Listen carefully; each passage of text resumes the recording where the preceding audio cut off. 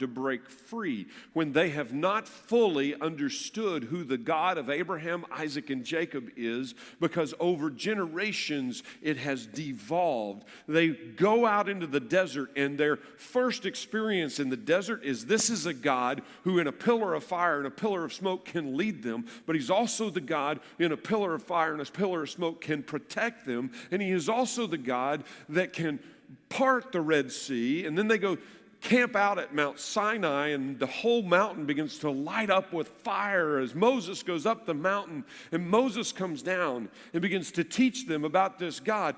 Oh, they abandon and fall right back into the Egyptian culture, and Moses loses his temper, goes back up, and then he brings them plans for a tabernacle, for worship. He describes who this God is, and he begins to tell them the history that comes from Genesis all the way through the first 5 books as he writes it down and makes sure that they will never forget. And they begin to develop a relationship with God that they had not had before. And it begins at this moment where they moved forward into a place that looked like certain death, and they learned they could trust the Lord.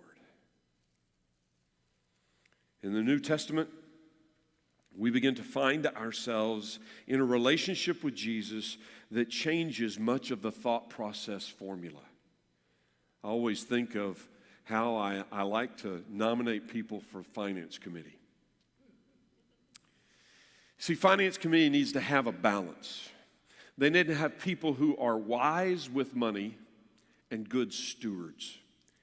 And they need to have people who are faith-driven and trust the Lord will provide. Because the two things, and they almost always sit on the opposite sides of the table